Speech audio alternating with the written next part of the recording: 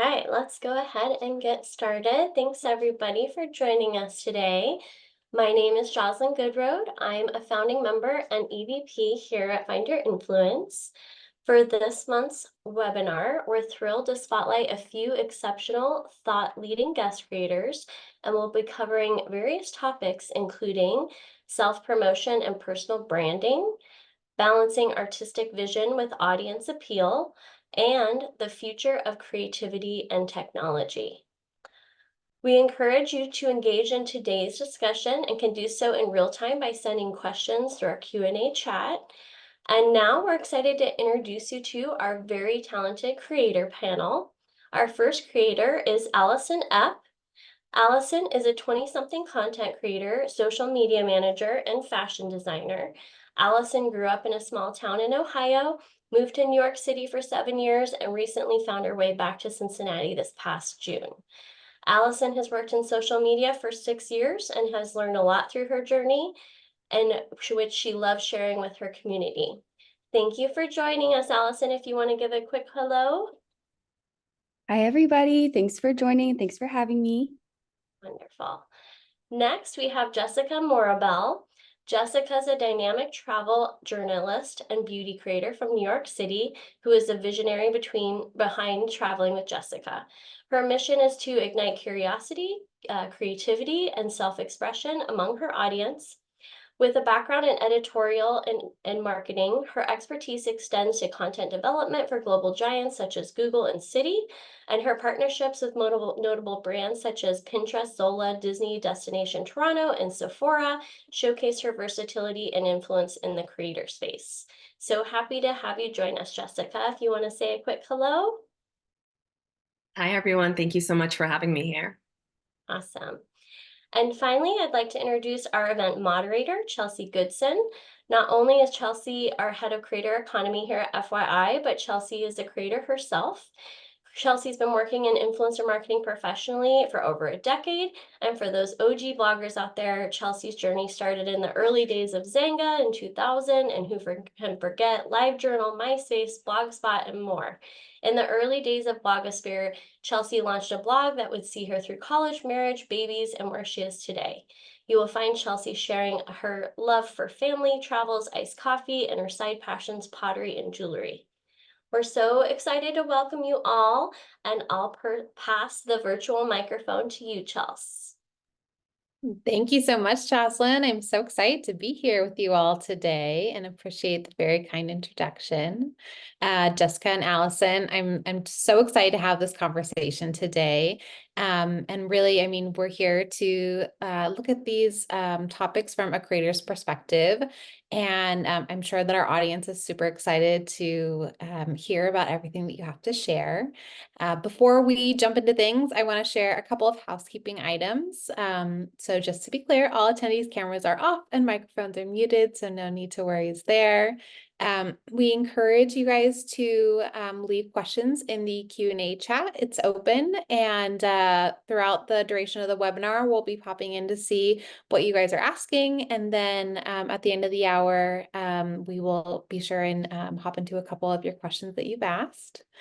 Awesome. Well, with that, we can get ready and just dive in here. A little bit of a thought to kind of set the stage. When it comes to becoming a creator, there are a lot of conversations around executing campaigns, brand partnerships, but very few conversations around the inspiration to becoming a creator and kind of those behind the scene pieces. So today we're going to tackle those more intimate pieces of this profession. Wonderful. So Jessica and Allison, we would really love to hear more about yourselves. I'm curious to hear if both of you could share a quick glimpse of how you got into influencing, what was kind of your focus back then when you got started, and then how you got to where you are today. And I know I'm putting you on the spot, but please let me know which one of you would like to jump in first. Hey, I am happy to go in first. Okay. Hi, everyone. Super excited to be here and connect with you all. A little bit about me.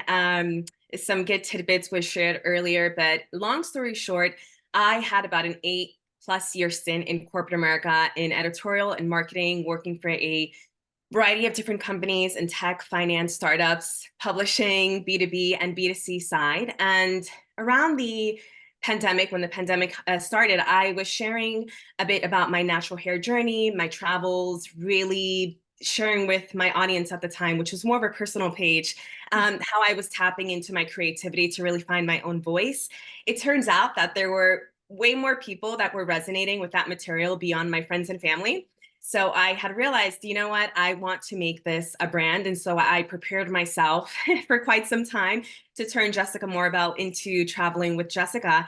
And since then, I've heavily leaned into what I originally began sharing, which is natural hair, self-expression, creativity, and then helping others really explore beyond the four walls of their home. And so here we are today, and I'm really glad that I've stayed true to my voice all these years, because it's what I've started with and what I continue to share today with my audience. That's amazing. I love to hear your journey. That's so interesting. I always love to hear kind of where people got started versus what they're doing today. And it sounds like you've had quite the journey along the way. Wonderful. What about you, Allison? Hi guys, thank you so much. I'm sorry if you can hear my dog. It's like she's asleep and then I get on a meeting and she's like Not in at my all. face. Okay, good. I have my noise suppression on. But hello everyone. Thank you so much for joining and for having me. I started content creation back in 2017 when I moved to New York City. I was in college and obviously like Instagram was really cool and fun. That was pretty much like the only platform. So then I started dabbling into YouTube, and it was the perfect opportunity when I moved to New York because I started vlogging. Prior to that, I was doing like makeup tutorials, fashion, beauty, because I went to college for fashion design. And so when I moved to New York, I was really just like displaying my experience there, which coming from small town Ohio, people were like, oh my gosh, this is so cool. This is on my bucket list. I can't believe you moved to New York City. And so obviously Instagram and YouTube were the thing back then. And I really just took it seriously. And then TikTok became a thing. And similar to Jessica in 2020, I just kind of like dove in on the platform, and it obviously looks a lot different than it does now. But I was still working in fashion design. So I was assistant designer. And then I got laid off in 2021. So basically after the pandemic was still going on, but after like the heat of it, I should say. Sure. And that was just kind of like an eye-opening moment for me where I was like, okay, what am I truly passionate about? And while I loved fashion design and I loved that aspect of more so college, the industry was not what I thought it was going to be. And I was like, I can either take this opportunity to really pursue what I'm passionate about, which is social media, and or, you know, kind of just like take a role just because it's comfortable and it's easy. So I used about a year of that time to just really go in on TikTok, Instagram, YouTube, and it has been a long journey, like I said, since 2017. And I'm really more so starting to see the lift now and following. And of course, it's been like slow throughout the years, but it's been such a fun journey. And I actually am a social media manager for a brand as well. So I kind of have the perspective as like managing a brand while also managing my own brand, like myself. So I see the influencer side of it, I see the brand side of it. So I've been able to get a lot of experience and just get my feet wet in a lot of things. So yeah, now I'm still a social media manager, and then I also do my own content creation on the side, and I'm really passionate about it. That's what keeps me going. So I'm excited to continue into this conversation. Yeah, I love that. Thank you so much for sharing. It sounds like you both had very similar stories. I know many people had pivots in 2020, and I love to hear where your journey has taken you from since then. And then also your perspective, Allison, on not only doing your own social media and working as a content creator, but also doing that for a brand. It's a very different type of work, and it's wonderful to hear that you have both perspectives. I know that's so helpful. Being on both sides myself, I know that Jocelyn shared a little bit about my story too, and definitely dating myself when talking about Xanga and LiveJournal in those early days. But it sounds like we all have very similar starts in terms of we really wanted to just share We wanted to be who we were, ourselves online, and that passion keeps us going today. And again, I'm so excited to see where your journeys take you further, but love to see what you're both doing today. You guys are incredible creators, and we're truly so honored to have you with us today. Thank So you. I thought, oh, of course, thank you. So I thought we could talk about self-promotion and personal branding next. When it comes to self-promotion and personal branding for influencers, it's really essential, and truly there needs to be a strategy for it. Obviously you are, promoting, not only, the type of work that you do every day, but you're really promoting yourself. And that in itself can be a complicated task to handle. But Alison, when it comes to your own unique branding and online approach, such as your target audience, value proposition, creative style, I'd love to hear a little bit about how you came to kind of figure out these different elements and how that led to where you are today. Love that. I wish I had like a clear cut answer for that. And it's kind of just been trial and error along the way. And I am so very new to more so branding myself and not just like doing content. But I think the target audience for me came from like my YouTube channel. Like I said previously, I started with fashion, beauty, and then lifestyle when I did vlogs is kind of where my personality started to come out. And I saw, obviously, since I'm into fashion and beauty and probably similar to Jessica, I cater to more of like a young, women who are pursuing that. Also men too. I love when that happens, and seeing like men interact with my content is really fun too. So I've really pretty much stayed in that realm, and I just really love creating things that I like to consume personally. Sure.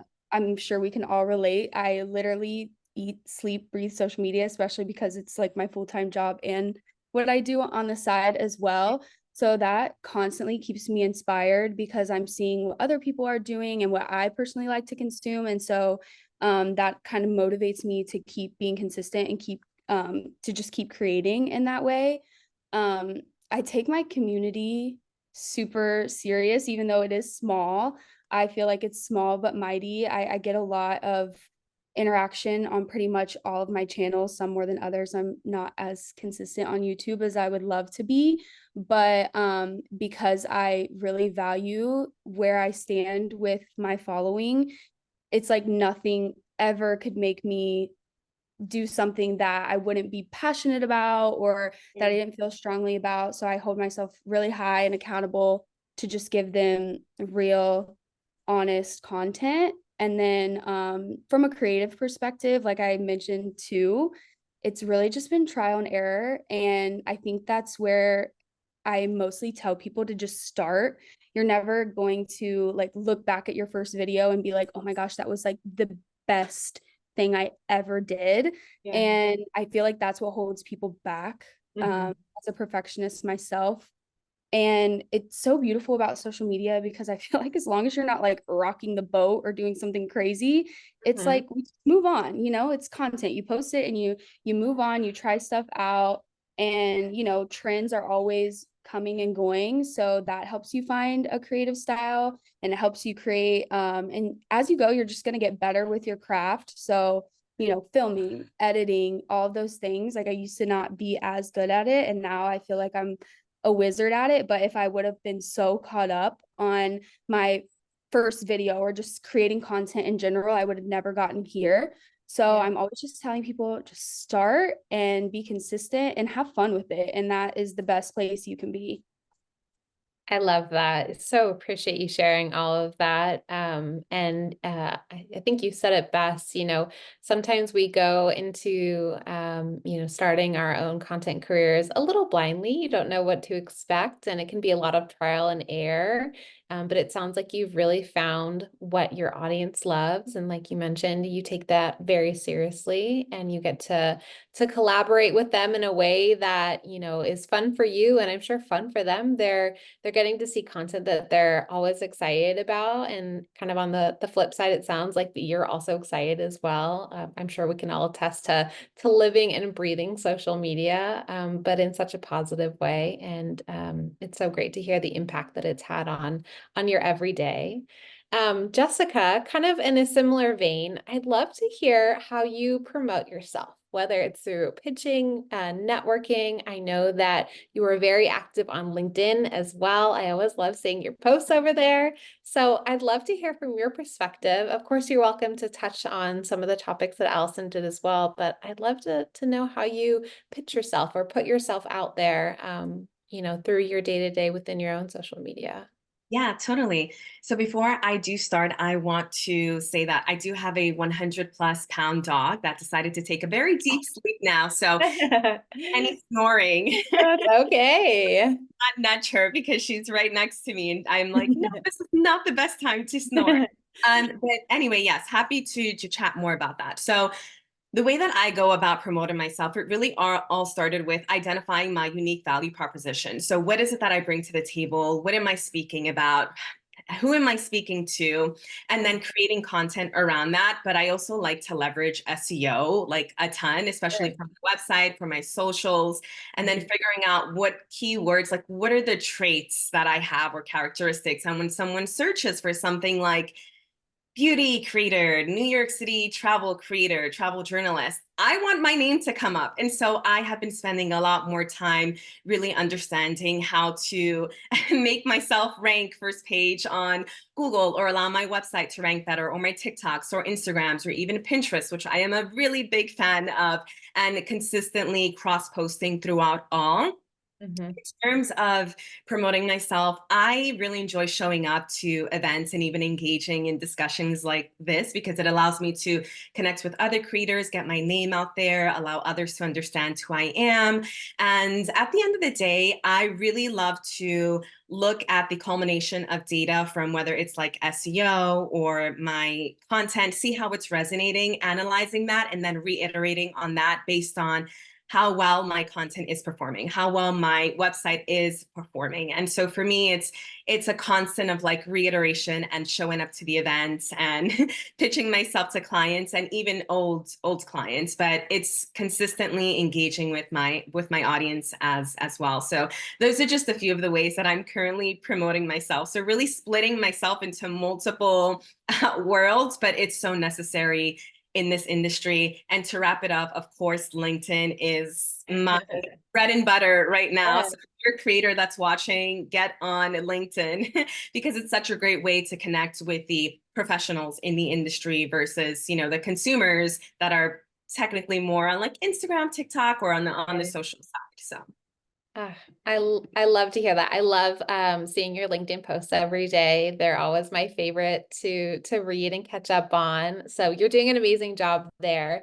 And thought I would just throw this out there. We do have a LinkedIn group. So if anyone wants to join on there, more than welcome to. It's the FYI by Find Your Influence. And we're in the same mindset as you. There are a lot of professionals, obviously, within the industry on LinkedIn, and it's a great place to connect. And also everyone should follow Jessica on there so you can see all the great content that she creates on LinkedIn, because it's so fun to see every day.